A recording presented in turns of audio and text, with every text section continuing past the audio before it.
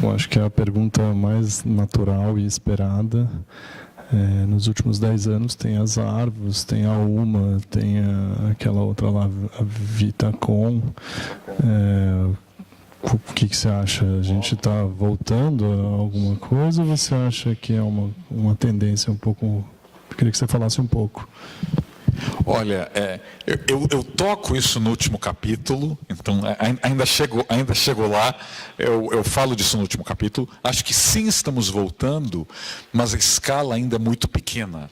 Ou seja, todos os prédios das Arvos juntos não dão Nações Unidas ao Copan. Em termos de unidades, por exemplo, o Otto Meinberg, que era o incorporador que mais trabalhou com o Franz Repp, ele fez 40 prédios grandes e de kitnets. O Artacho Jurado, em 6 anos, lançou 3.000 apartamentos. O Otávio Frias e o Roxo Loureiro, que trabalharam com o Niemeyer, o Abelardo de Souza e o Franz Repp, lançaram 4.000 imóveis em 5 anos. Então, em termos de escala, essas incorporadoras ainda são muito pequenas. Mas eu sou muito otimista. Por quê? Por que a Galeria do Rock hoje é tão badalada num momento em que adolescente não paquera mais no shopping? Assim, eu sou de uma época, eu velhinho aqui, que o adolescente jovem ia paquerar no shopping, em praça de alimentação. Assim, você já começava a se deprimir no início da sua vida amorosa e com a arquitetura ao redor. Era uma depressão dupla. Hoje em dia as pessoas paqueram na Praça Roosevelt, na Avenida Paulista aos domingos, no Minhocão andando de bicicleta. E a Galeria do Rock é lotada de jovens. O Conjunto Nacional foi redescoberto, o Copan virou hipster, a Galeria Metrópole virou hipster. E por que eu sou otimista? Porque eu acho que os políticos e o mercado imobiliário, ou seja, as nossas leis e o nosso pessoal com dinheiro, ainda não perceberam que a sociedade mudou. E que essa arquitetura, ou as ideias por trás dessa arquitetura, são as mais necessárias para os jovens de hoje. Por exemplo, o que possibilitou o sucesso dessa geração? Basicamente, claro, além do crescimento da população de São Paulo, do êxodo rural, da migração do Nordeste, da migração da Europa, o preço do café tinha quadruplicado, mas eu coloco tudo isso aí entre parênteses, porque assim, a gente também teve boom de soja e ferro para a China na última década e não produzimos grande arquitetura, enquanto aí esse milagre do café no pós-guerra, porque basicamente todo mundo começou a tomar café para comemorar a vitória dos aliados e o Brasil fica aí rico, entre aspas, durante uma década. Mas você tem uma mudança demográfica muito grande, ou seja, as mulheres começam a trabalhar, as famílias começam a encolher um pouco, ou seja, de uma média de 9 filhos para uma média de 5.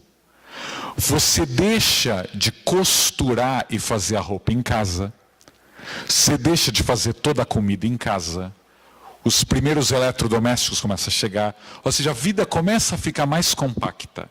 Então dava para mudar para esses apartamentos. E para muita gente, aliás, era emancipação do que ter aquelas casas enormes, a sala de costura, a sala disso, a sala daquilo. Hoje em dia, fazer um pequeno exercício, eu estou vendo que aqui tem gente de várias gerações de idade. Há 30 anos, que não é tanto tempo assim, acreditem, há 30 anos, uma família brasileira média tinha 3 filhos,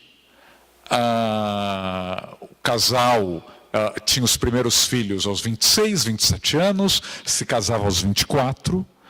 Algumas mulheres trabalhavam, a maioria ainda não trabalhava fora. E o marido teria um emprego, o mesmo emprego, por 25 anos, 30 anos. Então, esse tipo de vida, um único emprego, você casado muito jovem, com muitos filhos ainda jovem, vendo TV todas as noites. Imagina, Roque Santeiro tinha 95% das TVs ligadas. 1985, eu não estou falando da Idade Média, 85. O brasileiro estava vendo TV no mesmo trabalho com essas famílias.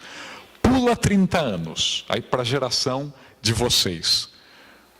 A geração de vocês não só não vai encontrar empregos para o resto da vida, porque esses empregos não existem mais, mas provavelmente vocês não gostariam de ficar presos no mesmo lugar por 30 anos. Vocês querem projetos que vocês curtam, que leve 1 ano, 2 anos e depois vamos fazer outra coisa. Vocês não são mais tão loucos por carro, ou não é o maior desejo da vida de vocês, aos 17 anos, comprar o primeiro carro. Vocês conseguem andar sem maiores problemas, gostam de pedalar sem maiores problemas. Vocês encontram seus amigos muito mais, porque provavelmente até os 35 anos de idade vocês vão estar solteiros. E depois dos 35 vocês vão ter um filho. E aos 45 possivelmente estarão separados e divorciados. Então a gente tem uma multidão de brasileiros que podem sair ou querem sair de segunda a domingo. E que para trabalhar tem que encontrar amigos no café da esquina, onde tem internet gratuita, claro, mas você paga um cafezinho e fica 6 horas ali fazendo brainstorm, e dali você vai para o bar, e dali você vai a pé para algum lugar. Ou seja, os filhos da geração que criou os shopping centers, que criou a Alphaville, que criou a Berrini, eles não querem morar e trabalhar lá. Aliás, um dos motivos da transformação de bairros como Santa Cecília, Vila Buarque, Baixa Augusta e outros, é porque até os jovens de elite querem ficar longe das casas dos pais. Isso a gente tem números para provar, né? Se caminha pelo bairro do Pacaembu ou pelo Jardim Europa, você vê dezenas de casarões com placa de vende-se e aluga-se, porque até quem tem dinheiro não quer morar numa casa imensa, uma família pequena que não vai ter 20 empregados em casa, e onde não há um café na esquina. Você tem que pegar um carro para ir comprar uma aspirina, um pão. A Galeria Metrópole, a Galeria do Rock, o Conjunto Nacional e o Copan, eles são sob medida, apesar de sexagenários, para a geração do milênio. Então, por umas árvores, por uma MOB, para uma e outras, é só fazer as contas. Se você quer ter clientes e não quebrar daqui a 2 a 3 anos, você tem que pensar como vai ser o meu morador. Eu participei, quando eu morava em Pequim, eu tive num jantar, eu estava num jantar, eu sentei do lado da Jianxin, a dona da Sorro. E me colocaram do lado dela, porque eu gosto de arquitetura, e ficamos conversando o jantar inteiro. E eu perguntei para ela, olha, ela tinha, 24 anos, ou 25, quando ela abriu a incorporadora dela. E perguntei, mas qual era a tua cultura de arquitetura, ou por que contratar? O primeiro condomínio que ela fez, ela contratou o Ai Weiwei, o artista que é arquiteto. Então isso em 97, 98. O Ai Weiwei era famoso por ter desenhado um bairro inteiro de ateliês, Tsaotiandi, ateliês para artistas sem um tostão. E a Jianxin falou, não, se ele desenhou esse monte de ateliês que os jovens de Pequim amam, vou pedir para ele desenhar prédios. E o Ai Weiwei desenha os prédios para ela. E ela solta essa frase. Isso eu conversei com ela, ela devia estar com 42 anos, ela deve ter 47, 48 agora. Ela me responde, é que a minha geração e as gerações mais jovens da China se negam a morar naqueles prédios kitsch que os pais construíram. A gente não vai querer morar em prédio dourado, em prédio que tem aquele telhadinho de templo budista no teto. A gente não quer isso. Então ela falou, eu descobri que o meu público é um público viajado. É um público que já fala outros idiomas, que estudou fora, ou que tem aspiração a, e que não quer morar no equivalente ao neoclássico deles. Mas o que faz a gente se perguntar, né, o que vai acontecer daqui a alguns anos com o nosso mar de prédios neoclássicos.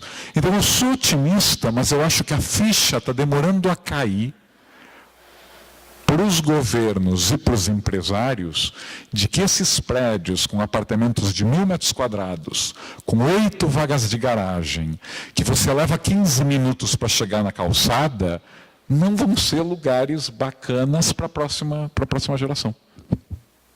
Não, eu não sei, é que, como eu disse, primeiro, parabéns por esse livro. Eu disse, apesar de depois ter encontrado críticas, resenhas sobre ele, foi depois. Isso eu acho interessante. Eu peguei o seu livro e vi um jornalista. E eu peguei, eu não tinha resenha, ele é maravilhoso, ainda vou acabar de ler.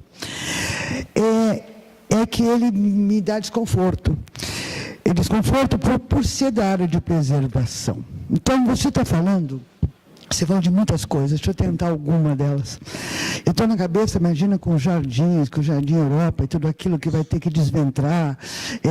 Essa sua última fala de como usar aquela Rebouças novamente, essa é uma discussão como pensar. Então, a própria preservação, ela tem que preservar as áreas, os jardins, esses tombamentos, são coisas que me inquietam muito e que não é essa visão. Estou falando do centro. O centro, ele, de fato, eu vejo... Você vê uma reativação dele tão grande, ele é uma área não edificante.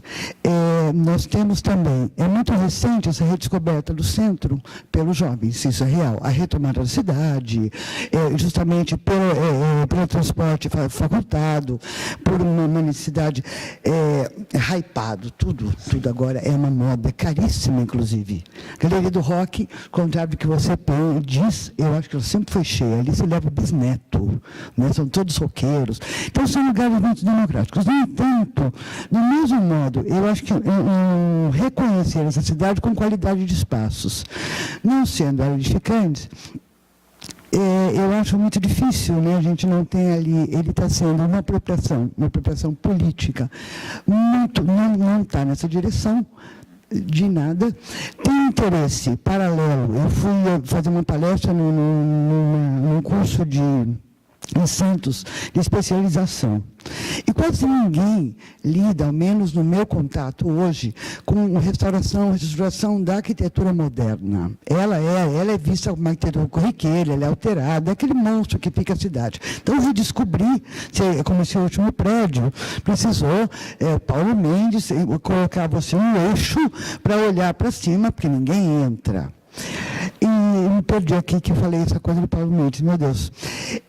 O seguinte, nesse curso, eu fiquei impressionada com o número de estudantes, a maioria era de São Paulo, era com mais ou menos 25 pessoas. 18 delas estão trabalhando sobre recuperação de edifícios para residência. Que eles são abandonados ou eles estão com ocupação. Então, esse mesmo espaço, ele não está sendo pensado, ao mesmo tempo que ele aproxima, ele assusta, em nenhum lugar. Então, você está fazendo um discurso da apropriação, é uma apropriação recente, é uma apropriação da possibilidade, mas essa possibilidade está muito difícil. Há um exemplo muito próximo que você está falando, no sul de Nova York, de Manhattan, passou, assim, entre outras milhares de crises, né? A prefeitura de Nova York faliu nos anos 70, teve aquela onda de incêndios em 77, 78, porque era a única maneira de você reaver o dinheiro do teu apartamento, que ninguém queria comprar, era tirando fogo no prédio para ganhar o seguro. Então, há um grande... Depois, no ano seguinte, tem um blackout em Nova York, 79. Aí, nos anos 80, tem epidemia de crack. Quem lembra de Nova York nos anos 80 e 90, o Bryant Park, Tompkins Square, mesmo Central Park, você não podia passar depois das 6 da tarde. Havia estupros à noite no Central Park, ou seja, era uma cidade de barra pesada. Mas justamente nos anos 2000, o 11 de setembro e a crise de 2008 afetam particularmente o sul da ilha, onde você tinha centenas de bancos, e ou os bancos saem da área porque viram um caos depois do 11 de setembro, ou saem da área porque os empregos desapareceram, muitos bancos quebraram ou se tornaram muito menores. E você tem ali um patrimônio imobiliário de dezenas de prédios de escritórios dos anos 20, 30 e 40 encalhados. Isso 2009 e 2010. Estamos em 2017. Ano passado eu estive em Nova York, ou seja, no espaço de 5 anos, Eu contei 60 prédios, que eram bancos, que viraram prédios de apartamentos. 60 retrofits, como você falou. E numa velocidade inacreditável, e também do apartamento grande para estrangeiro, para família, para muita gente solteira. E era uma área que até há pouco tempo ninguém ia querer morar ali. Ou seja, né, era uma área zero cool, zero hypada, que à noite era morta, fim de semana não tinha uma alma. Então, os primeiros que foram para lá foram pelo preço. Porque justamente como ninguém queria morar lá, o metro quadrado era mais barato que no resto de Manhattan. Até hoje ainda é mais barato por isso, porque assim, ainda não é cool, ainda não tem entretenimento de outras áreas. Mas está muito ocupada. Eu acho que aqui a gente tem dois problemas comparando com esse caso de Nova York.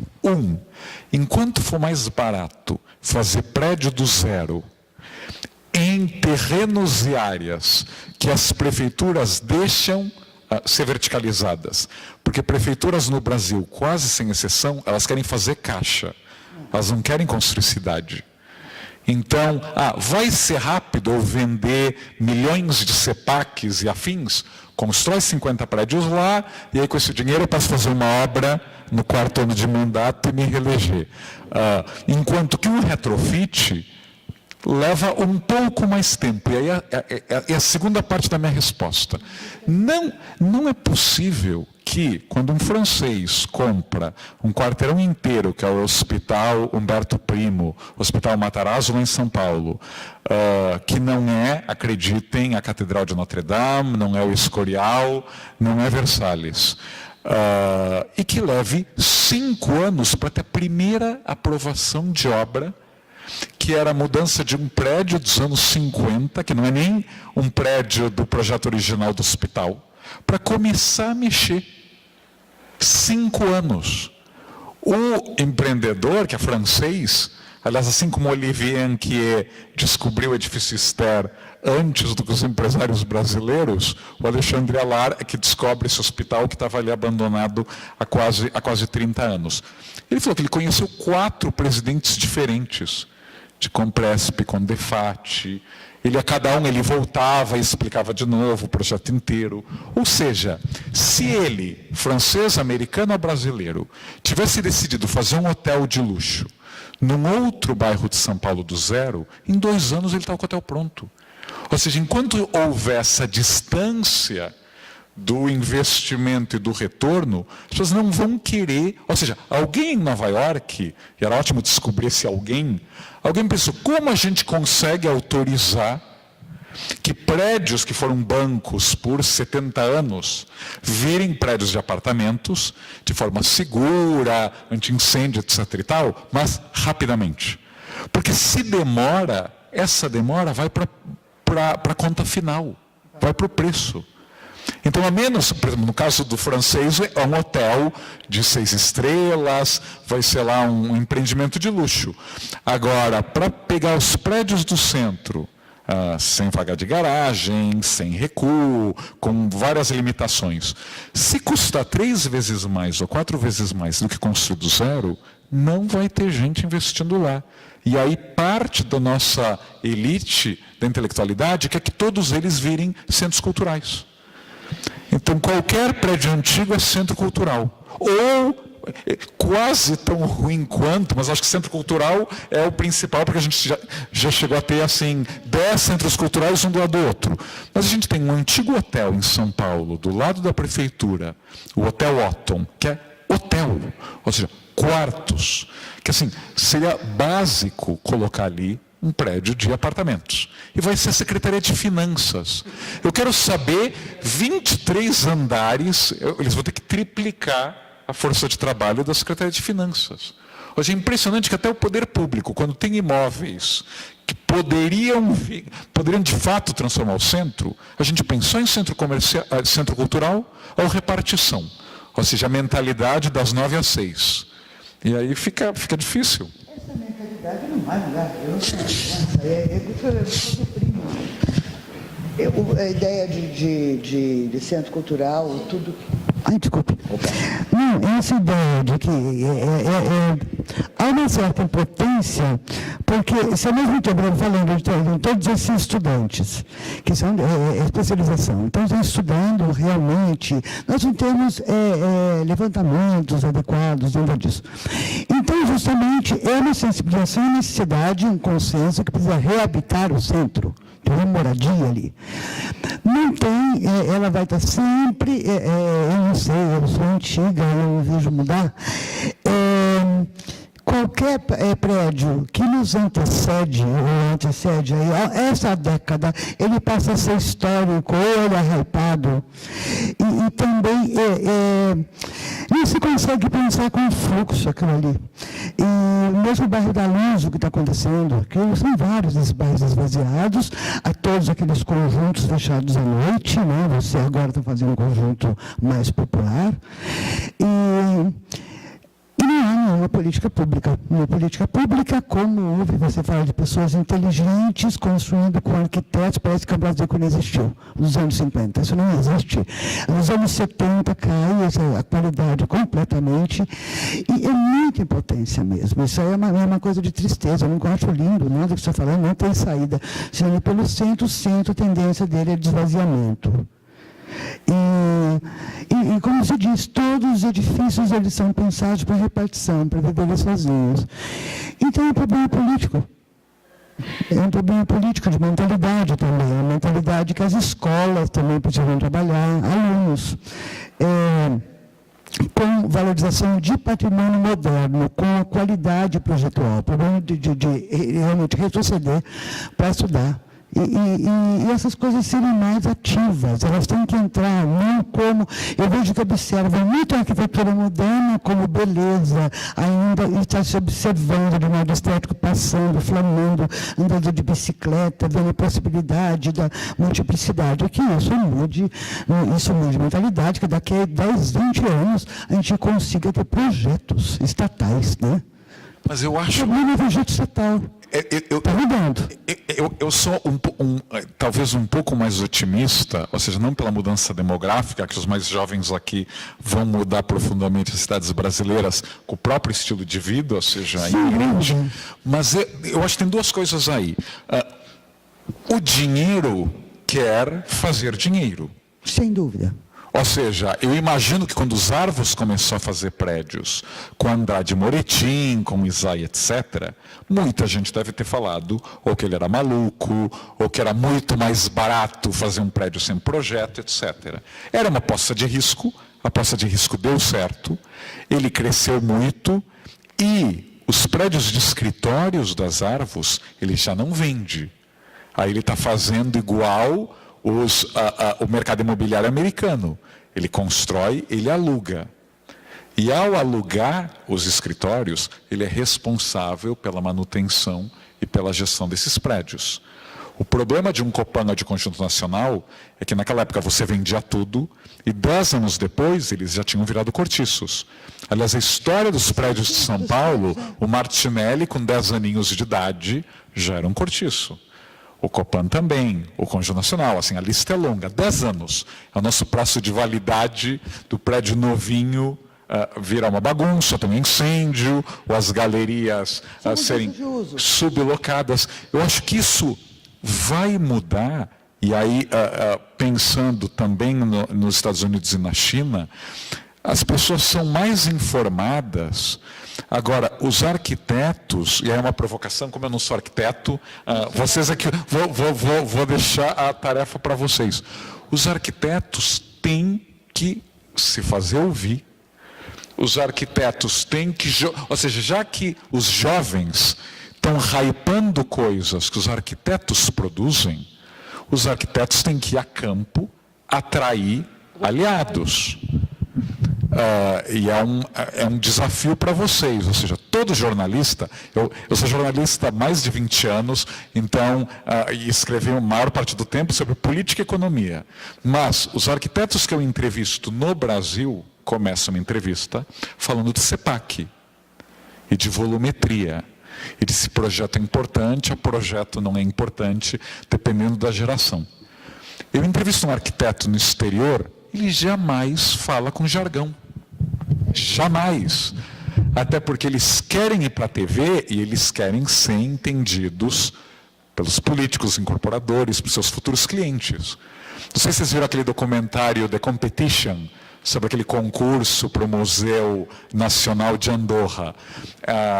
Um cineasta que é arquiteto, passou 2 anos acompanhando o Frank Gehry, a Zaha, o Jean Nouvel, o Norman Foster e o Frank Gehry, para fazer esse projeto. E é impressionante ver como esses arquitetos são políticos, são lobistas, sabem se comunicar. Eles não têm vergonha do trabalho deles, muito pelo contrário. Aliás, para mim, o melhor momento do filme é quando o Frank Gehry chega lá para o ministro da Cultura de Andorra e fala: olha, esse material bonito tal, é caro, eu sei que é caro. E eu também sei trabalhar com materiais mais baratos. E fica ali barganhando. O Frank Gehry, 80 anos, bem vividos, etc., e está lá no corpo a corpo. Ele era o Neymar lá chegando porque ele queria marcar o gol. Isso é impressionante. O arquiteto brasileiro, depois dessa geração aí heróica, primeiro fala para o seu próprio grupo, com o jargão do próprio grupo. Alguns poucos, com esse discurso, passaram décadas se aproximando de políticos e tendo monopólio das obras públicas. Poucos nomes. A gente tem gerações de arquitetos que nunca fizeram uma obra pública porque não estavam em uma ou outra panelinha. Muitos arquitetos não conseguem falar com o mercado. Eu assisti semana passada, me convidaram para um jantar, assim, bastante, um grupo de incorporadores que está lendo o livro. E que se encantou com o livro, e não, acho que você está nos indicando. Então eles fizeram um jantar, chamaram alguns arquitetos, eu e, sei lá, 10 incorporadores. E era sensacional quando uma arquiteta fala para um incorporador: mas vocês têm que ganhar menos dinheiro, porque o projeto, o material, etc. E aí, imagina, eu viro para ela e falo: olha, esse discurso não vai funcionar com ele. Você tem que mostrar para ele que, graças a você, ele vai ganhar mais dinheiro. Agora, se você já está entregando para ele que, olha, você vai perder dinheiro comigo, ele não vai te contratar. Ou seja, há um déficit, talvez, na expertise dos arquitetos, de falar mais de economia, mais de oferta e demanda, mais de leis, mais de gestão. Ou seja, só traço e só genialidade pode funcionar se você tiver um déspota te patrocinando. Se você conhece o teu bilionário chinês, o teu sheik árabe, um ditador, aí você pode fazer palácios e palácios. No dia a dia, você precisa entender de leis, de economia e de gestão. Senão, você vai ser lá presa fácil, que o incorporador vai achar que você não acrescenta nada. O Tijuros, que não era bobo, aliás, de jeito nenhum, ele viu no Libeskind, aos 26 anos, eu duvido que o Tijuros falasse: nossa, lâmina, esse prédio cita Lever House de Nova York. Você acha que o Tijuros tinha algum interesse erudito no Libeskind? Não, ele percebeu pelo discurso do Libeskind que aquele prédio tinha uma grande chance de dar certo. A Maria Bardelli e o Armando Cifredi, aliás, nesse jantar com incorporadores, tinham vários que conheceram o casal. As histórias que eles contavam, assim, ali era uma ofensiva de charme. Os incorporadores chamavam a Maria Bardelli de condessa. Impecavelmente bem vestida. Assim, os dois que eram super pobres de Sanremo se reinventaram como nobreza italiana e conseguiam tirar dinheiro de todos os clientes. Aliás, é uma história que eu não falei na apresentação, que eu acho importante. Eles nunca tinham desenhado uma casa sequer na Itália do pós-guerra. Eles se formaram no Politécnico de Milão. Eles viveram de desenhar feiras agrícolas, estandes, logo, design gráfico, para a feira do pato de Pescara, a feira das flores de Florença, por aí vai. E vem para o Brasil para desenhar publicidade para o Grupo Bloch. A revista Manchete tinha acabado de ser criada. E eles ouvem falar do concurso do Edifício Itália, e eles decidem abandonar o Rio de Janeiro e abandonar um belo emprego, porque eles queriam ser arquitetos. Vamos sacrificar o estável que eles tinham no Rio e vamos tentar. E no concurso eles conhecem um italiano milionário, Nelson Scuracchio, de uma família têxtil. Ele era engenheiro e tinha acabado de inaugurar o Cine Marrocos, que era o cinema mais luxuoso da cidade. Ele queria entrar no mercado imobiliário. Ele tinha 30 e poucos anos, não entendia nada de mercado imobiliário e fez um cinema deficitário, que nunca se pagou. E esse casal fala, não, chá com a gente, nós desenhamos para vocês. E começam a fazer kitnets na Rua Duque de Caxias. Depois fazem apartamentos de 500 metros quadrados em Higienópolis. Aliás, alguns dos prédios de Higienópolis assim, mais estonteantes são dessa dupla. Quando o negócio de apartamento cai, fica mais complicado, eles começam a fazer galerias, essas tripinhas. Surgem os shoppings e as galerias viram um mau negócio. Vocês acham que eles foram para casa, choram as pitangas, o mundo não entende, os arquitetos, etc? Não. Eles pegaram o último terreno que eles tinham, que aliás nem era deles, era de Scuracchio, e que não podia ser nem galeria, nem apartamento, nem escritório. E eles decidem fazer o primeiro hotel 5 estrelas da cidade. Eles não tinham financiamento. Eles decidem, não, a gente vai fazer um consórcio e vender cotas. E quando a gente vender, sei lá, 10 mil cotas, a gente começa a construir o hotel. O próprio Scuracchio falou para eles, vocês não têm experiência nenhuma de hotel. Quem vai investir num hotel com vocês? Hermano Siffredi e Maria Bardelli, impecavelmente bem vestidos, vão para os Estados Unidos e pedem uma audiência com o Conrad Hilton. Conrad Hilton, o bisavô da Paris, tinha 85 anos.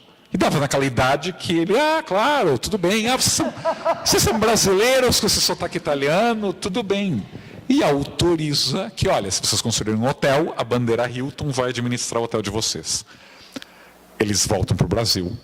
Há entrevistas de 2 páginas no Estadão e na Folha, 67, 68, do Hermano Siffredi falando, nós estamos trazendo o Grupo Hilton para o Brasil e é uma oportunidade para você, da classe média, comprar uma parte deste hotel, que vai ser o primeiro 5 estrelas internacional do Brasil.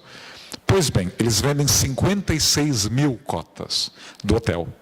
Chamam o Burle Marx para fazer piscina e os azulejos, fazem murais no teatro, e inauguram o Hilton em 3 anos, 71. Aí vocês vão pensar, tudo bem, aí acabou, o centro de São Paulo começa a piorar, não vai dar mais para fazer hotel. O que é verdade. Eles se reinventam outra vez. Primeiro eles oferecem para a recém-criada Embratur um projeto de parque e de percurso no parque recém-criado das Cataratas do Iguaçu. Isso não nem existia Itaipu. E eles inventam um projeto que nunca foi construído. Mas o Hermano Siffredi, que por ter feito um hotel já achava que era especialista em turismo, foi lá na Embratur, olha, eu tenho um projeto aqui, Mirante, esse projeto está, aliás, na casa do Hermano. E em 75, ele vai atrás da família Safra, que nunca tinha entrado no negócio imobiliário. E ele chega lá, olha, tem esse terreno muito caro, eu não tenho dinheiro, mas se vocês, Safra, comprarem, eu tenho aqui um projeto. E o projeto é executado. E até a morte deles, eles ficaram inventando coisas. Quando veio a moda dos flats, eles desenharam flats. Quando começaram a fazer cemitérios verticais, eles desenharam cemitérios verticais. A Maria Bardelli era conhecida por, no meio dos jantares, ela fumava muito, ela ficava desenhando com as cinzas do cigarro na mesa, tudo. Ela desenhava piscina, prédios, etc. E quando alguém perguntava por quê, as respostas iam desde, estou um pouco entediada, então o papo não está muito bom, ela começava a desenhar. Mas a resposta mais comum que um dos incorporadores me comentou, que ela dizia é sempre bom ter o arquiteto ter vários projetos para quando o dinheiro chegar. Então ele ficava inventando coisas, porque algum momento o dinheiro chegaria. Eu acho que esse tipo de flexibilidade, esperteza, como vocês chamarem, é uma lição dessa época que precisa ser recuperada. Eles não eram OVNIs, ou seja, eram arquitetos como vocês, né? Meu nome é Caio, eu sou aluno do mestrado aqui. E, na verdade, na discussão tiveram duas coisas que eu lembrei da minha pesquisa e da minha formação na graduação, que eu acho que é importante até compartilhar, porque é uma coisa que, principalmente a parte de Minas. Primeiro, dessa parte do arquiteto como político e tudo, hoje é muito engraçado, porque realmente aqui no Brasil a gente não tem, acho que muitos arquitetos que sejam expressivamente políticos e coisas assim, mas o Ren Koolhaas, por exemplo, ele é uma das 100 pessoas mais influentes do mundo hoje. Então, e você vê, tudo bem, a obra dele pode ser questionável, tem toda essa questão, mas o cara vende porque ele é extremamente político e marqueteiro, isso é um fato. E outra coisa sobre patrimônio, em Minas Gerais tem uma prática que eu acho bem legal, que se chama ICMS do patrimônio cultural. Só existe essa prática em Minas, e é um incentivo que o governo de Minas dá para todos os municípios que cuidam do seu patrimônio. Então, é uma verba direcionada, e aí o patrimônio, qualquer coisa pode ser meio que tombada, claro que dado os procedimentos e os processos necessários, mas eu tive a chance de participar de uma dessas rodadas onde eu fiz estágio. E era muito interessante que, assim, às vezes era uma cidade pequena, de 5 mil habitantes, que tinha lá um hotel que não era mais utilizado, que não era mais viável, mas a partir do momento que ele foi tombado, ele tinha uma intervenção e esse hotel passava a ser, às vezes, ganhava uma nova função, mas ele era mantido como patrimônio, e a função era alterada e o governo dava incentivo para aquele município, ele destinava uma verba que não tinha que ser totalmente dedicada ao patrimônio. Parte da verba era o patrimônio e a outra parte da verba ela acabava sendo para políticas públicas de modo geral. Então, era uma coisa que vários municípios, principalmente os menores, faziam porque eles precisavam de verba para manter a cidade. E isso é uma coisa que, até que quando eu tive conhecimento disso, eu falei, por que isso não tem em São Paulo, sabe? Por que isso não tem em outros estados? Por que só em Minas? Então, acho que é uma das formas de conscientização, talvez, de política pública. É claro que deve ter um monte de contradição e problemas, mas eu acho que, assim, é um primeiro passo, pelo menos politicamente. Eu acho que a informação tem que viajar, né? Ou seja, o IPUC de Curitiba não criou IPUCzinhos pelo resto do Brasil, apesar de ter 40 anos, né? Ou seja, se a informação não circula, se a boa experiência de Minas fica desconhecida em São Paulo, a gente só vai conhecer quando a experiência de Minas for usada em Bogotá, ou em Barcelona, em Copenhague, é que a gente vai descobrir. Então, a gente tem aí um grande problema de circulação de informação que, do IAB às faculdades de arquitetura, tem que trabalhar mais. É fato. Aliás, aqui vocês estão em Campinas, mas em São Paulo, eu vou falar com estudantes de arquitetura que nunca ouviram falar do Hermano Cifre de Maria Bardelli, eu acho que tem um grande problema aí. Sim. Até porque os prédios dele são famosos. Eu não estou falando de uma dupla de arquitetos que fizeram prédios obscuros e... Não, as pessoas conhecem a Rua Nova Barão, as pessoas conhecem o Edifício Domus, as pessoas conhecem o Hilton. É um problema que esse tipo de conhecimento, de informação ainda não circule. O Chico. Eu tenho uma pergunta. Primeiro, eu gostaria de parabenizá-lo pela sua fala, pela sua bela palestra. E... sobre esse último tópico que você tocou, dos arquitetos não se empenharem ou não conseguirem colocar, às vezes, o seu trabalho, porque na universidade existe uma palavra aqui que é mortal, como o professor dizer, mercado. Falou mercado, esse cara é um liberal, ele já é escrachado. Ou seja, aqui é um lugar para se discutir tudo.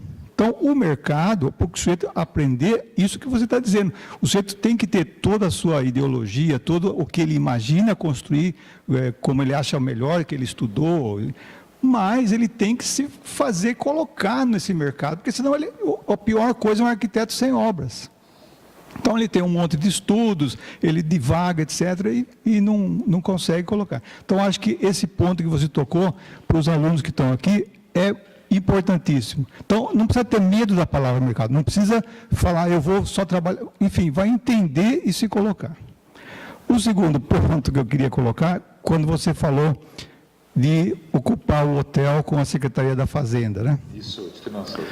Teve aqui há uns 2 anos, o professor Paulo Bruna, ele fez uma recuperação de um edifício no centro, que era um edifício de escritórios para residencial, de uma renda baixa, enfim.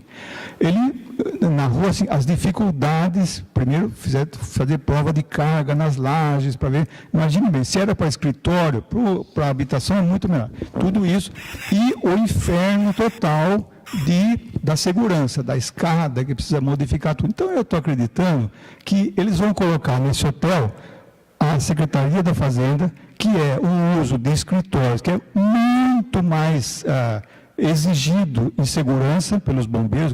Hoje em dia, se tem 2 escadas, muitas exigências, provavelmente eles vão ter um vereador, como se diz no começo, um vereador, alguém que vai deixar passar, e vão colocar todos os funcionários lá sob grande risco, certeza. Por isso que eles vão utilizar isso.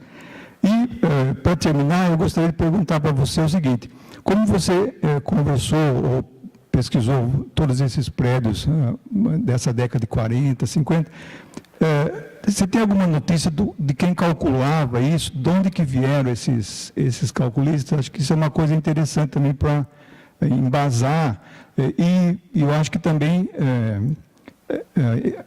ilustrar um pouquinho o que a gente sempre ouviu, né, da dupla do Neymar com um calculista que fez Brasília. Ele sempre tinha alguém junto que propiciava, possibilitava que as suas ideias fossem feitas. Obrigado.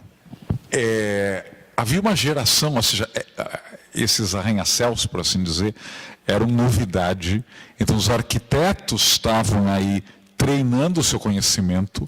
Havia uma leitura, aliás, gigantesca das revistas internacionais, né? Salvador Cândia, que é um dos grandes arquitetos da época, que depois foi diretor da Faculdade de Arquitetura do Mackenzie, ele andava com pilhas de revistas importadas na mão, no mundo pré-internet, revistas caríssimas, levavam 2 meses para chegar ao Brasil, e ele dizia, o arquiteto tem que viajar, nem que seja pelas revistas.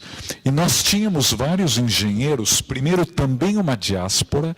Então, o Mário Franco, que é um judeu italiano que veio para o Brasil nos anos 40 e que se torna já nos 50 o grande calculista, aliás, até hoje eu diria o grande calculista, mas ele já foi calculista de 2.000 prédios. E eu diria que quase metade dos prédios do livro, o Mário Franco foi o calculista. Aliás, ele me ajudou muito a fazer o livro, porque ele lembra justamente como eram as pessoas, como era o Franz Repp, como era o Korngold, como era o Duntut, e vai contando. E o sócio dele, o Júlio Cassoy, também um pouco mais velho, o Júlio deve estar com 93, e tinha vários engenheiros, o Zúcolo, da Poli, que trabalhavam, da Poli ou do Mackenzie, que trabalhavam com os arquitetos. O Zúcolo, ele foi o engenheiro-chefe do Banco Nacional Imobiliário, que é o banco que constrói o Copan, foi assim o primeiro grande emprego dele, e depois ele também participou de incorporações. Então, o Solar do Conde, que é um prédio aí conhecido do Pedro Paulo de Melo Saraiva, era o Fernando Gasparian, que era industrial, o Pedro Paulo, que era arquiteto, e o Zúcolo, eles como incorporadores. Então, tinha aí essa conversa. Muitos professores da FAO vinham da Poli, muitos professores de arquitetura do Mackenzie tinham sido professores da engenharia. Então, talvez eram carreiras mais próximas. Então, tinha essa relação, inclusive, empresarial. E muitos arquitetos e engenheiros eram os incorporadores. Então, e trabalhavam e vendiam esses prédios. E você reputa que essa produção tem alguma relação com uma legislação mais incipiente dessa época? Embora você disse que de vez em quando tinha que usar alguns subterfúgios para conseguir, mas certamente, ou claramente, era uma legislação muito mais simples do que a gente tem hoje. Eu vejo hoje a dificuldade, e isso eu também coloco uma grande parcela de culpa nos próprios arquitetos urbanistas que tinha que se preocupar. O CAL, a gente era do CREA. O CREA existia, inspetoria, o CAL abandonou as cidades pequenas, não tem nada, que nem Limeira. A gente precisa apoio para fazer um monte de coisas que a prefeitura exige, absurdas. Não se consegue, porque onde que está essa gente? Tudo bem, agora já foi, já mudou, estamos lá, estamos tentando, vamos lutando. Aparece lá, nós estamos montando isso aqui. Mas eu vejo que essa dificuldade, então eu imagino que talvez nessa época eles fossem, claro, super talentosos, mas também tinham um pouco mais de facilidade. Sim, eu acho que é uma crença no Brasil, e que vai muito além da arquitetura e urbanismo, que quanto mais lei, o país melhora. Então, a Constituição não pode ter 100 artigos, tem que ter 300. O plano diretor não pode ter 200 páginas, tem que ter 1000. E a gente vai criando um monte de leis que supostamente criariam uma sociedade melhor.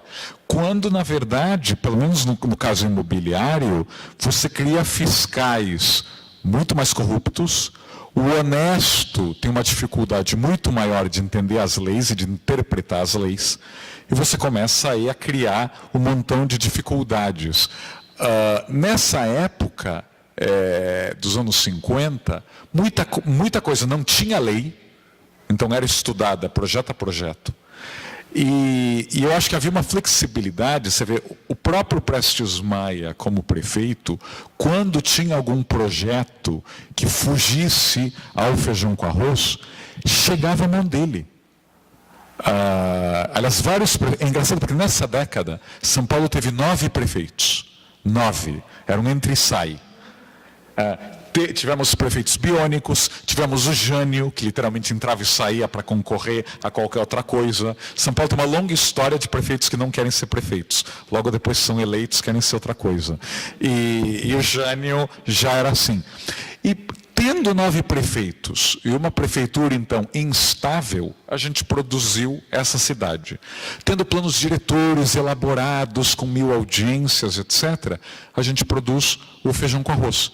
Então, é de se discutir se esses calhamaços, temos que saber quantas vagas de garagem o prédio vai ter. Será que deixa o cara construir quantas vagas de garagem, ou 100 ou nenhuma, e se ninguém comprar, ele vai mudar de ideia. Agora, assim, quantos degraus, porque a janelinha de trás tem que ter tantos centímetros. Assim, é uma maluquice que a gente regulamente tanto para produzir as cidades que a gente produz. Sem falar que entender esses calhamaços é caríssimo. Então, na parte dos arquitetos que fazem os planos diretores, estão criando emprego para os advogados, não para eles. Para os advogados é uma maravilha se ter essas legislações tão complicadas. Mas eu acho que tem essa mudança, ou seja, havia aí um estudo aí, quando tinha um prédio importante, o Nações Unidas, o Copan, aliás, quase todos os prédios que eu mostrei hoje passaram por alguma instância acima dos técnicos. Quando a gente faz o Parque Cidade Jardim, ou um novo shopping na Paulista, como Cidade de São Paulo, ou o assustador Jardim das Perdizes, dá a impressão que ninguém leu, que não passou por mão de ninguém. Mas a vontade de descobrir assim, quem autorizou isso. Quem autorizou isso? Então, até projetos que são de 20 prédios, cada um com 200 apartamentos, assim, se optou pelo pior possível, o empreendedor pagou uma outorga onerosa, um CEPAC, e tudo bem. Então, de novo, parece que as prefeituras querem só fazer caixa. E não aproveitam essa oportunidade, especialmente quando o mercado estava aquecido, de falar, olha, já que você quer dinheiro, você vai ter que fazer A, B, C, D. Não. Oba, vamos aproveitar e fazer mais caixa ainda.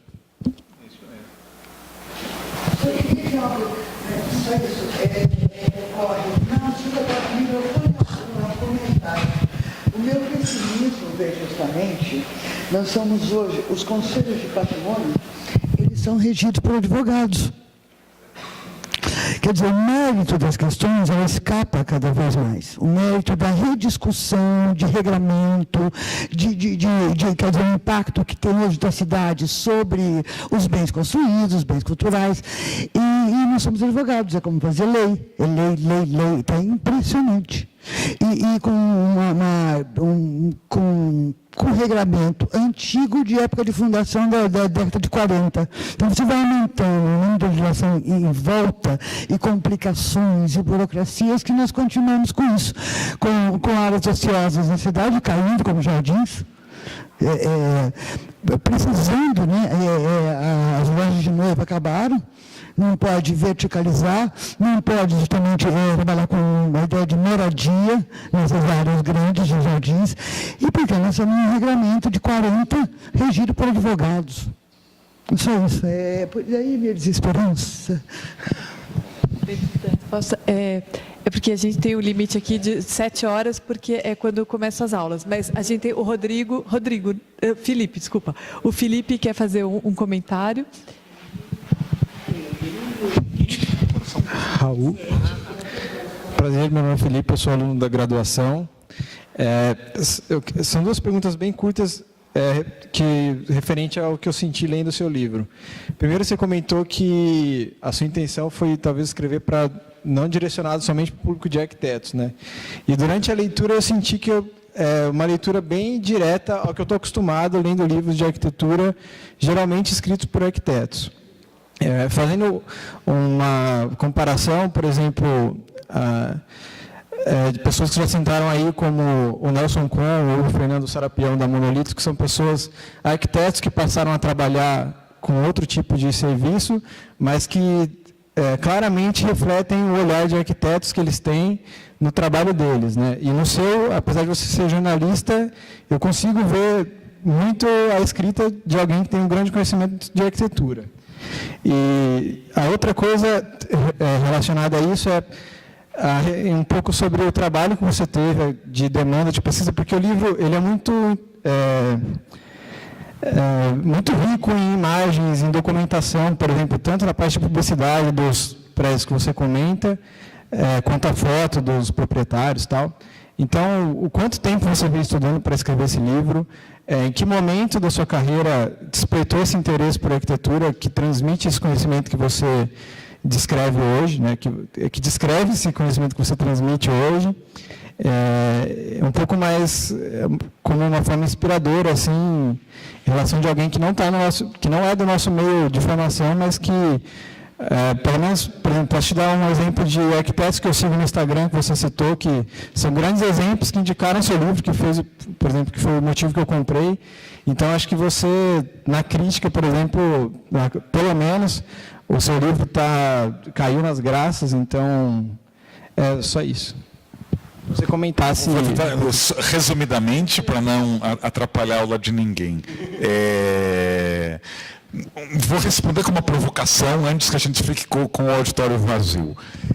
Quem aqui está sabendo... Duas coisas. Quem aqui já foi à 11ª Bienal de Arquitetura? E quem sabe dos projetos que estão em exposição e exibição? Uma pessoa. Ou seja, Houston, a gente tem um problema enorme se uma Bienal que acontece 4 anos depois da última, ou seja, só no nome é Bienal, e que até em faculdades de arquitetura, mas assim, até entre os meus amigos arquitetos em São Paulo, ninguém está sabendo que a Bienal está acontecendo. E a Bienal já teve 3 inaugurações oficiais. Teve uma inauguração caminhada, que era oficialmente inauguração, mas era uma caminhada, e foram 4 pessoas, então decidiram fazer uma outra inauguração, que é um show na porta do IAB, com 3 grupos de músicos trans, e o discurso, antes de começar o show, é que os trans têm que participar do IAB, e os arquitetos têm que saber conversar com a comunidade trans. Isso foi dito no microfone. E aí teve a 3ª inauguração, que foi a da exposição em si, lá na ocupação do Sesc Parque Dom Pedro, que havia 50 pessoas lá, na inauguração. 50 pessoas da primeira Bienal em mais de 4 anos, que foi adiada várias vezes. Então, é uma discussão. Se há uma plataforma possível de você levar arquitetura para os não arquitetos, para as pessoas que constroem a cidade, financiam a cidade, decidem, e você não consegue se comunicar, há um problema enorme. Então, eu acho que, em parte, eu quis fazer esse livro porque eu acho que o próprio mundinho da arquitetura, e quando eu falo mundinho, a gente está falando de 100 mil arquitetos no Brasil, é um exército, mundinho dos jornalistas, que somos poucos e em número declinante, mas arquitetos dobram, sei lá, a cada 5 anos ou a cada 10 anos. Como você tem 100 mil arquitetos e não consegue colocar o assunto na pauta? Como você tem uma Copa e uma Olimpíada e você não consegue falar de urbanismo e arquitetura? Como você faz estádios e não consegue falar de arquitetura? Eu acho, e aí depois de morar em tantas cidades pelo mundo, onde eu vi que na prática a tua vida melhora quando há bons projetos, e você volta para São Paulo, eu adoro São Paulo, tenho um amor enorme pela minha cidade, aliás o livro acho que deixa isso óbvio, mas você vê as oportunidades perdidas. Ou seja, até quando há dinheiro em São Paulo, a gente faz muito mal feito. Assim, dos bairros ricos aos bairros pobres, é a democratização da inviabilidade, né, do caos. Eu, basicamente, pesquisei... ou seja, não sabia que eu ia fazer um livro, mas eu diria que nos últimos 10 ou 15 anos eu tenho uma segunda identidade de guia turístico. Então, todo amigo que vem da China, a minha família é da Espanha, então a família que vem da Espanha, amigos de Buenos Aires, de Nova York, eu saía para passear com eles pelo centro, pela Paulista, por Higienópolis. E tinha curiosidade, eu não dirijo, então por caminhar muito, eu podia parar, prestar atenção nos prédios. Acho que a melhor maneira de se conhecer uma cidade é com os pés, não com o carro. Então, essa curiosidade foi me levando a pensar quem são as pessoas que projetaram, quem bancou, quem construiu. E eu comecei a ver um arco, literalmente um arco de boom e de estouro dessa bolha em pouco mais de uma década.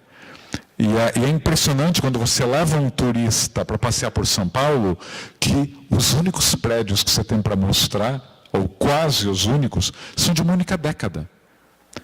Assim, o Ibirapuera foi projetado e construído em 1 ano e 11 meses, que é o tempo que hoje um governo leva para reformar um andar de uma repartição.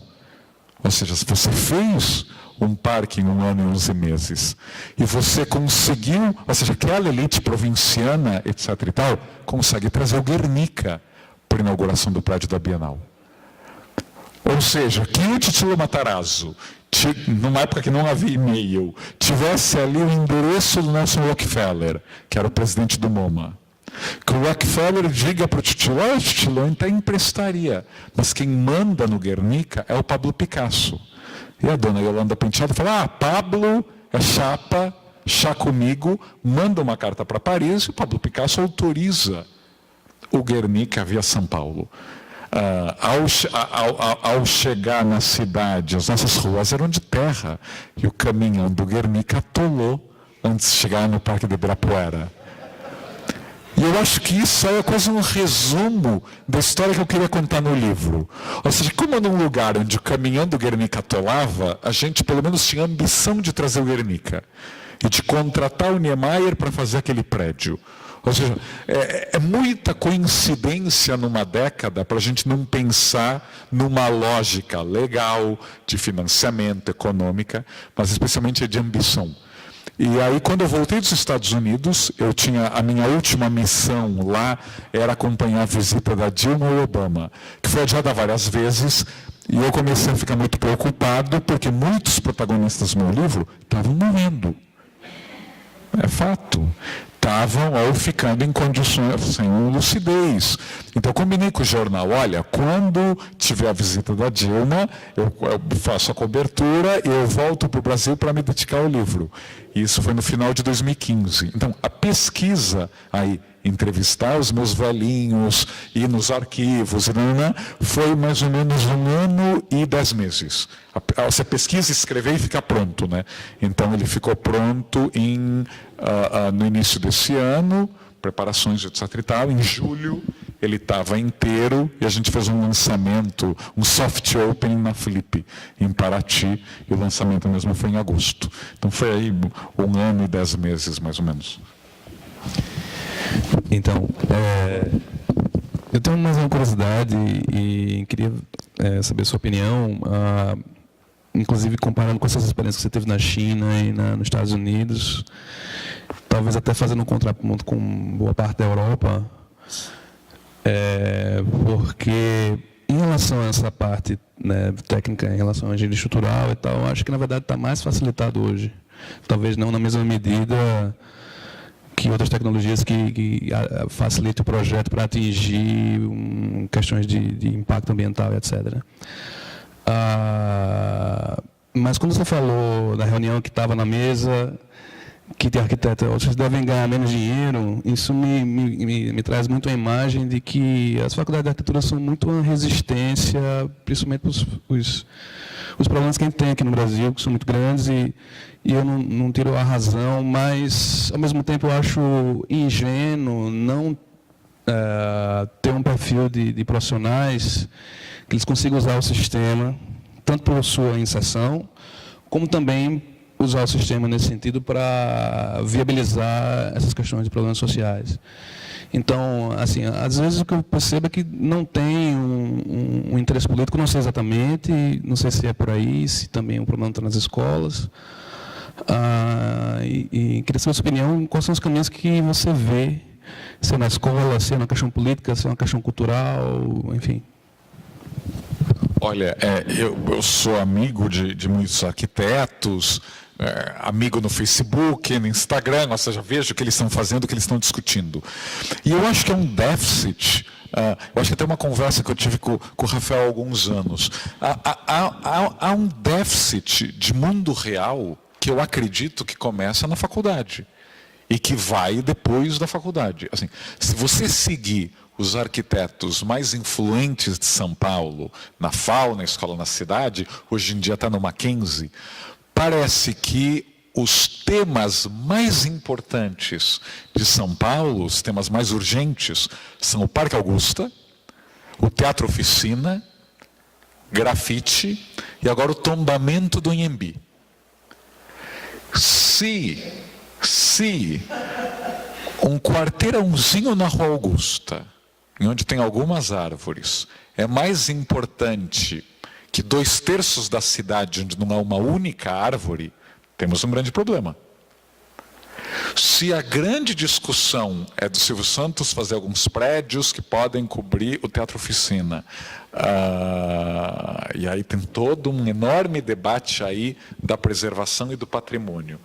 Mas, se esse é o grande tema, ou o tombamento de um centro de convenções, aliás, provavelmente o Anhembi seria, se fosse aprovado, o único centro de convenções da segunda metade do século XX tombado no mundo. Os centros de convenções são estruturas temporárias. A Feira de Milão já passou, sei lá, por 30 reformas nos últimos 30 anos, apesar do original ser do Nervi. Então tinha importância, mas eles mudam. A impressão que me dá é que os grandes temas do Minha Casa Minha Vida ao mercado ou não interessam, ou é melhor não entrar, porque você vai ter que estudar assuntos e se preparar para debate se você não se preparou. Enquanto que no Teatro Oficina é fácil, você coloca lá o Doodle, Vetas Torres, salve Oficina. Fica a questão, o terreno ao redor da oficina 9 vezes maior que o próprio Oficina. 9 vezes. Quem vai bancar ali um teatro arena de estádio? Quem vai bancar a tenda? Até porque assim, fala-se muito de parque, mas o projeto ali não é de fazer um parque. Ou seja, você vê os dois projetos, o do Silvio Santos e o projeto do Zé Celso, dá vontade de cair aos prantos com os dois, né? Um é uma grande tenda, que ninguém sabe quem vai bancar, e o outro são 3 prédios assustadores que vão conseguir desvalorizar ainda mais o Bexiga. Ou seja, você não vê um debate assim, como o arquiteto pode melhorar esse debate? Às vezes fica parecendo que a elite arquitetônica de São Paulo é pró-status quo, é conservadora. Na prática, ela quer o parque no seu quintal, numa área supervalorizada, que é o Parque Augusta. Ela quer que o seu teatro, que até hoje tem que ser financiado pela Petrobras, ou pelo incentivo, tenha um terreno 9 vezes maior, que ninguém se pergunta como será mantido. Ou seja, em vez de os arquitetos, de alguma maneira, participarem da terceira via, fica essa discussão de, não, aqui tem o bem, aqui tem o mal. O modernismo tinha o bem e o mal, e o modernismo tinha regras, né? Você tem que seguir regras. Eu acho que a arquitetura, felizmente, nas últimas décadas, a gente sabe que não existe o bem e o mal. Tem que ter consenso. O arquiteto bem-sucedido tem que saber falar com um político, tem que saber falar com um advogado, tem que saber falar com um engenheiro. O arquiteto que acha que o engenheiro ou o advogado, o investidor, são atores inferiores, ele já começa perdendo. E esse é um enorme, enorme problema.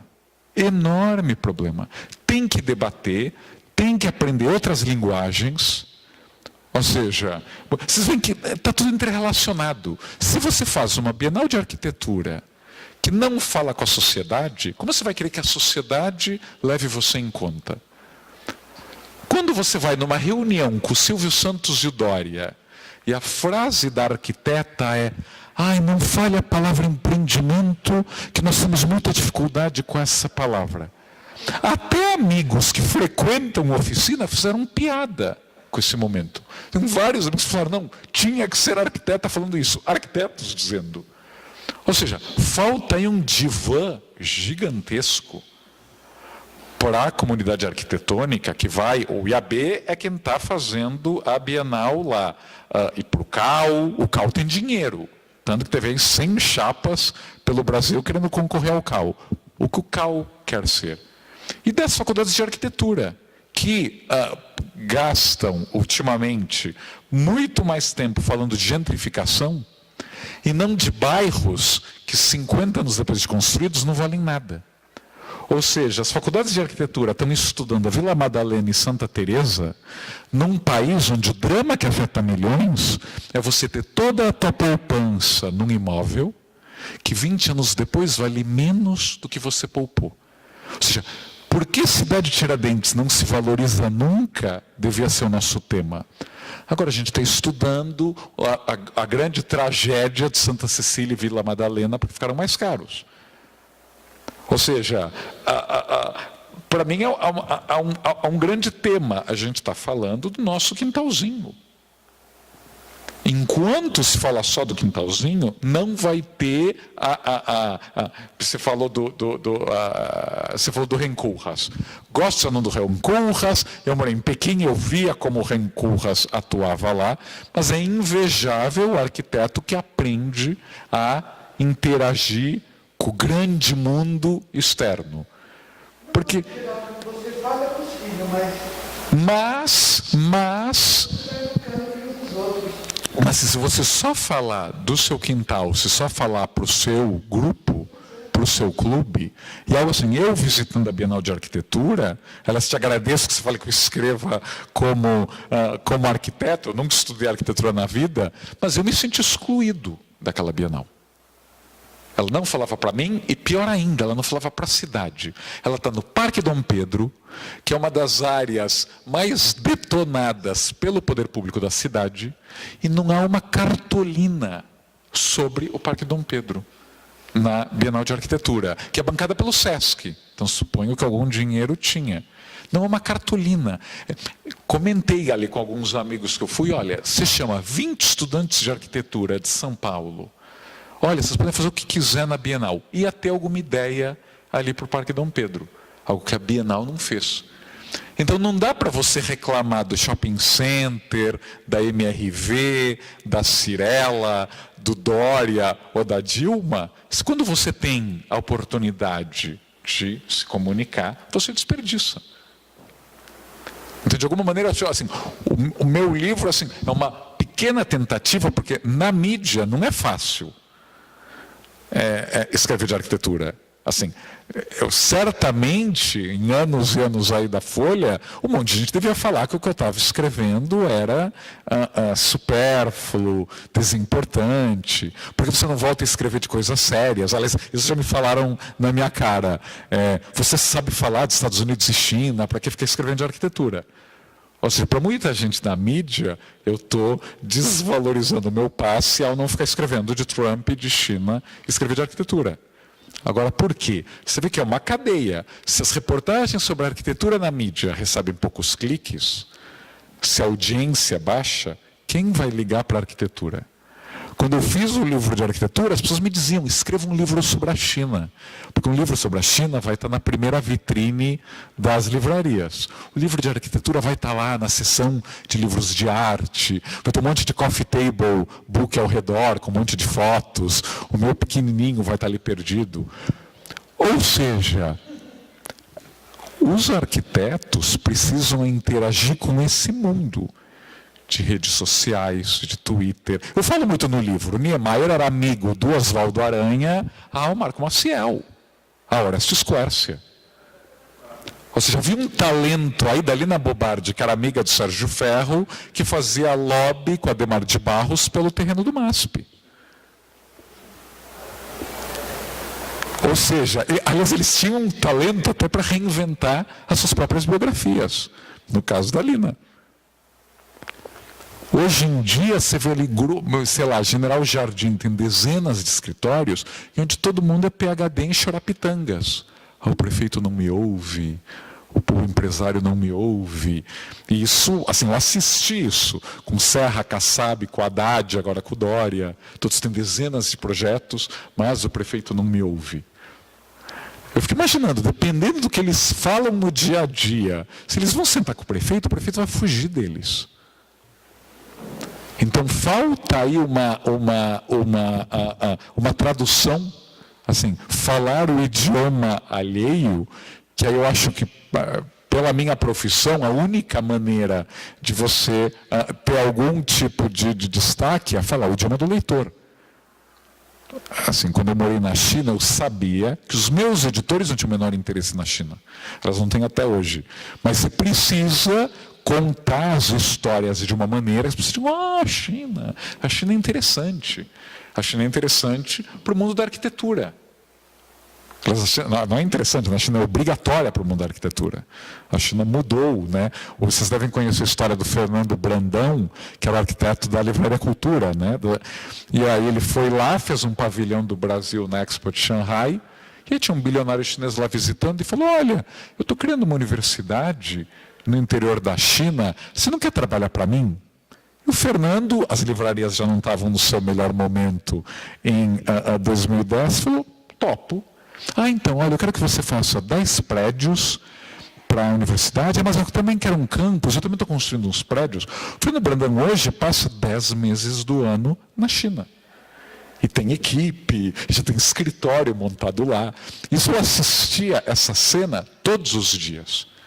Eu lembro de um vizinho meu, era arquiteto português, que segundo ele tinha reformado a casa dos pais em Portugal, e que já tinha feito 25 prédios em Pequim. Foi lá, foi atrás, estudou mandarim, etc, etc. Quantas faculdades do mundo já tem lá suas filiais na China? Pergunta, quantos arquitetos brasileiros estão na China? Ou estão estudando a China? Muito poucos. Aliás, um da tua geração, né? O Rafael Brich. Esse aluno. O Rafael Brich nunca voltou, tá morando lá. E você vai a Singapura, você vai a Coreia, você vai... É impressionante como a Ásia está bombando na arquitetura, né? Singapura, há 10 anos atrás, era uma cidade muito feia. Seul, há 10 anos, era uma cidade muito feia. E de uma hora para outra, não. Vamos ter metrô, vamos ter aeroporto, vamos ter grande arquitetura, estações de metrô bacanas. E tem arquitetos do mundo inteiro indo para lá. Então, eu acho que há que deve começar na faculdade. Ou seja, o mundo mudou e a gente tem que ter um apetite de informação, porque senão a gente fica sem saber do que Minas Gerais fez de legal e hoje não sabe. Temos que ler mais, temos que ler mais publicações estrangeiras, temos que viajar mais. Ou seja, era o que Salvador Cândia dizia no Mackenzie nos anos 50, mas que essa ficha ainda não caiu aqui. E não só com arquitetos, porque o jornalista não lê nada. Já informo a vocês que a maioria dos jornalistas não lê nada, também viaja pouco, etc, etc, etc. Ou seja, um problema aí que passa por todas as carreiras. Acho que só para... É uma pergunta mesmo, bem rápida.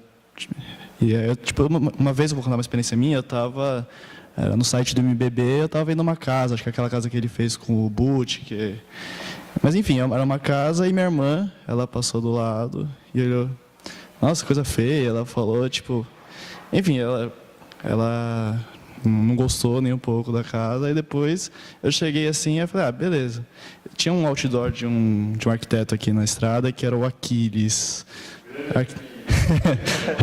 Que era o arquiteto Aquiles. Ele fez, acho que várias casas de condomínio aqui na região de Campinas, na região metropolitana. E aí eu mostrei, beleza, e essa casa aqui, o que você acha? Linda, maravilhosa.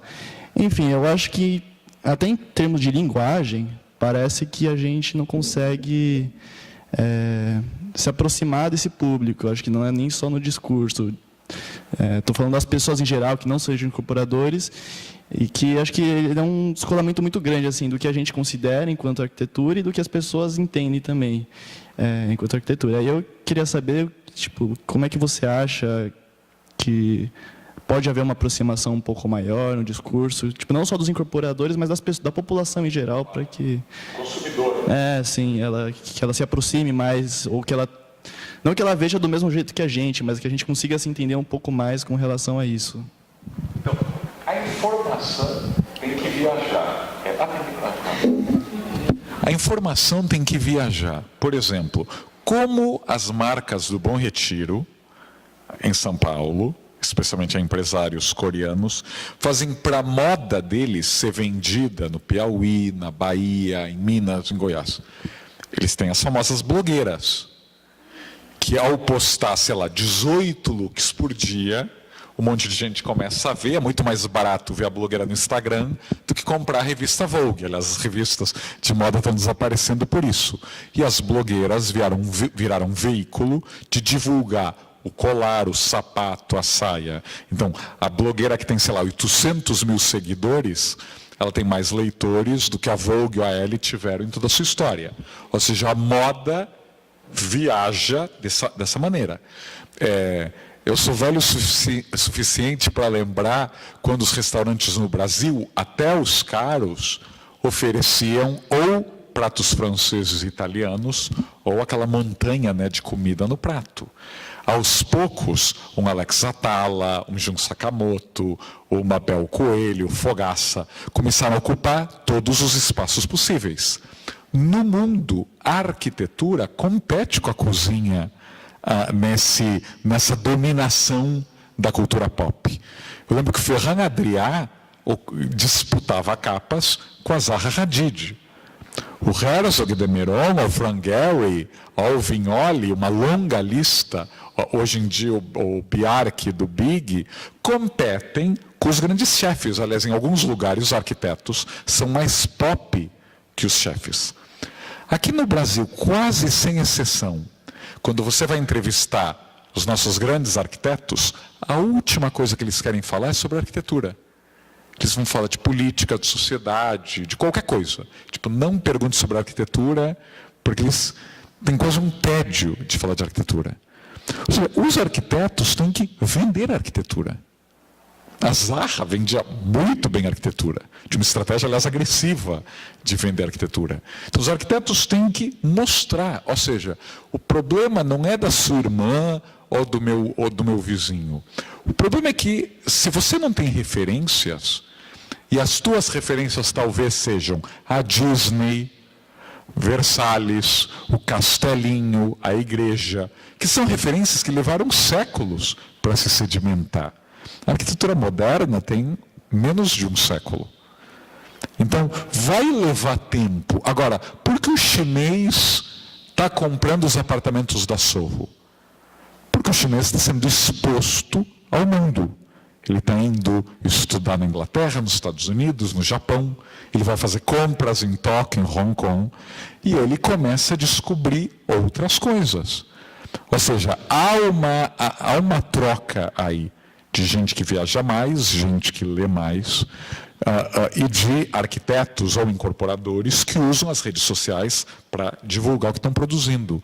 Aqui eu sinto falta desse pé. Os arquitetos não estão na mídia, e eu diria que é um grande número, porque não quer, porque não tem o menor interesse em conversar com a mídia ou não. Imagina, quem sou eu para ir no Fantástico? Ou seja, há um snobismo que é muito forte na elite brasileira, é muito forte na academia brasileira, que tem que ser vencido. Então, acho que os chefes, o mundo da moda, descobriram isso. Aqui não. Aliás, arquitetos que saem muito nas revistas são discriminados pelos próprios colegas. O que é a melhor maneira de autossabotagem. Se você desvaloriza quem está vendendo o mercado da arquitetura, você está criando entre os seus pares uma ideia de que o bom é não sair nas revistas. Esse é um enorme problema. Ou seja, para a arquitetura ser consumida, ela, antes de mais nada, tem que ser conhecida. E aqui a gente teve décadas de arquitetos que eram muito bons, mas que basicamente faziam obra pública ou casas para amigos em bairros afastados. O Warszawski, ao fazer a Casa Modernista lá na Vila Mariana, ele é conhecido apenas pela elite. Quem via aquela casa, o Ster, ao ser na Praça da República, as pessoas puderam começar a olhar. Ou seja, a arquitetura ela tem que ser vista. Se você só conhece o prédio espelhado de Miami, as referências do século XIX em Paris, vai ser realmente difícil que você ache um cubo bonito, ou um cubo interessante. Quando você começar a ver diversos cubos, e cubos incríveis, você começa a mudar de ideia. Assim, porque todas as lojas das melhores marcas do mundo têm prédios incríveis na Omotesando, em Tóquio. Aliás, cada loja é um monumento arquitetônico. Porque lá o luxo descobriu que a arquitetura agrega valor. Aqui, quando a gente fez a Daslu, chamou o Júlio Neves, que é arquiteto, para fazer um predinho neoclássico. E você vê que é relacionado. O arquiteto tem que conhecer o mundo da moda deveria conhecer mais arquitetura, e aí Oscar Freire poderia ser algo como o Montessando, e não o Shopping Cidade Jardim. Ou seja, acho que o problema é menos da tua irmã, e mais do que quem tem interesse que a arquitetura viaje, tem que começar a ocupar espaços. Ocupar a Bienal de Arquitetura, ocupar o Instagram, ocupar a TV. O Rinolev participava todas as semanas de um programa de TV chamado Artes na TV Tupi. Na TV Tupi. A TV Excelsior teve o Arquitetos na TV e o Artigas participava. Ou seja, você ocupava espaço. O Rinolev pede ao Pedro Maria Bardi, o auditório do MASP, para dar um curso sobre arquitetura de hospitais. Basicamente para explicar para donos de hospitais e secretários de saúde que um hospital bem projetado seria eficiente e seria melhor para o paciente, e o cara ganharia dinheiro ou economizaria dinheiro. E o Rinolev junta 400 pessoas no centro de São Paulo para esse curso de arquitetura de hospitais. Ou seja, se isso não é ir atrás do cliente e educar o cliente, o que mais pode ser, né?